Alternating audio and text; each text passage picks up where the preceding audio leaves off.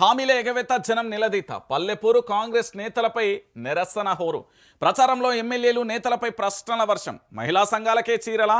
ఇండ్ల బిల్లులేవి ఎమ్మెల్యే కడియం శ్రీహరిని అడ్డుకున్న మహిళలు ఇండ్లు గ్యాస్ సబ్సిడీ రుణమాఫీ ఏమైనాయి వర్ధన్నపేట ఎమ్మెల్యేపై రెండో రోజు జనాగ్రహం తులం బంగారం 2500 ఎప్పుడు ఇస్తారని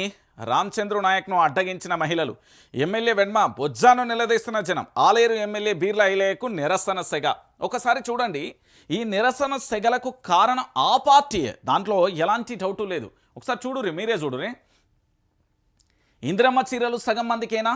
మందికైనా ఎందుకు ఇవ్వలేదని రుణమాఫీ ఇంతవరకు ఎందుకు పూర్తి చేయలేదని ప్రశ్నిస్తూ జనగామ జిల్లా లింగాల గణపురం మండలం జీడికల్లో కడియం శ్రీయాన్ని నిలదీస్తున్న మహిళలు ఇది మొదటి ఛాయాచిత్రం రెండో చిత్రం చూడండి ఇందిరమ్మ ఇళ్లలో అన్యాయం జరిగిందని పేర్కొంటూ మహబూబాద్ జిల్లా నర్సింహులపేట మండలం కొమ్మలవంచలో ఎమ్మెల్యే రామచంద్రు నాయక్ను వాహనానికి అడ్డుగా నిలిచిన గ్రామస్తులు అంటూ ఇక్కడ రెండో అంశం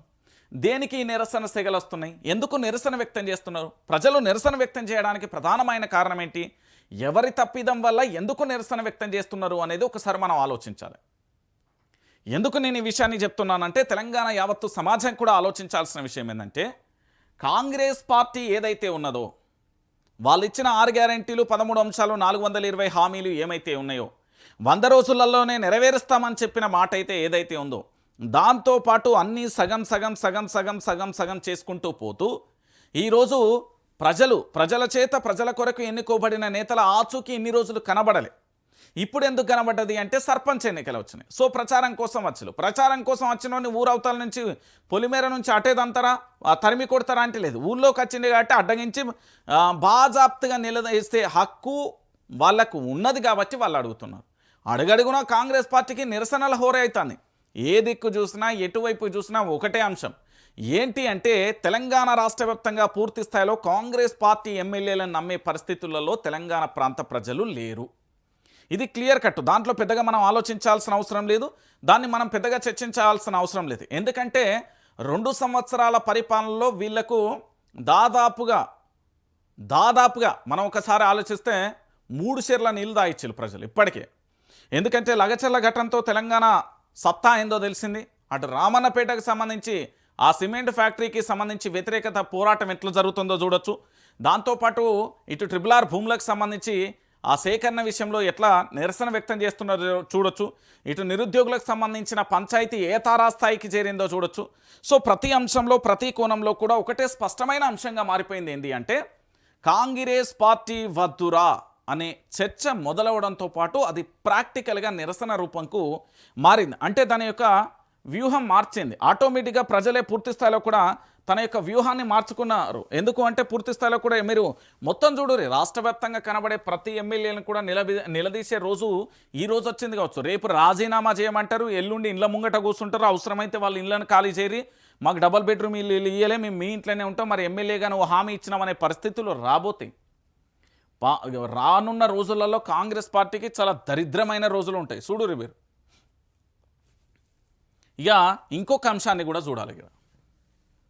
ఫ్యూచర్ సిటీ చెల్లదు గ్లోబల్ సమ్మిట్లో ప్రభుత్వానికి ఫార్మా రైతుల షాక్ ఫార్మా సిటీ భూములలో ఫ్యూచర్ సిటీ ఎలా నిర్మిస్తారు ప్రభుత్వ నిర్ణయం చట్ట ప్రకారం చెల్లుబాటు అవుతుందా ఫార్మా సిటీపై హైకోర్టుకి ఇచ్చిన అఫిడవిట్ మాట ఏంటి ఇది పారిశ్రామికవేత్తలను మోసం చేయడం కదా సర్కార్ను నమ్మద్దు పెట్టుబడులు పెట్టి మోసపోవద్దు పెట్టుబడిదారులకు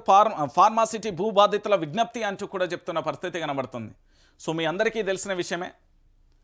ఫార్మా సిటీ పేరుతోని ప్రభుత్వం ఎంత రచ్చరచ్చగా మారుతున్నది ఏం జరుగుతున్నది ఏం కథ అనేది మనందరం కూడా చూసాం గతంలో చూస్తున్నాం ఇప్పుడు చూస్తున్నాం రాష్ట్ర వ్యాప్తంగా జరుగుతున్న పరిణామాలతో పాటు ఇతరత్ర పరిణామాలు ఏ తారాస్థాయికి చేరినాయి ఎట్లా మారిపోయినాయి అనేది అందరూ చూసిన విషయమే ఇక్కడ ప్రజలను బెదిరించాలి భయపెట్టాలి వాళ్ళ భూములను గుంజుకోవాలి ఎట్టి పరిస్థితులలో కూడా రైతులకు నరకం చూపించిన ప్రభుత్వం ఏదైనా ఉందంటే కాంగ్రెస్ ప్రభుత్వం అలనాడు ఉమ్మడి ఆంధ్రప్రదేశ్ కోసం కరెంటు కోసం పోతే బషీర్బాగ్ దగ్గర కాల్పులు జరిపిన ఈ ప్రభుత్వమే ఇలాంటి ప్రభుత్వమే అంటే వీళ్ళదే కాంగ్రెస్ పార్టీ ఈరోజు అదే రైతుల పట్ల మరణ శాసనాన్ని విధించే విధంగా ప్రభుత్వం వ్యవహరిస్తున్నది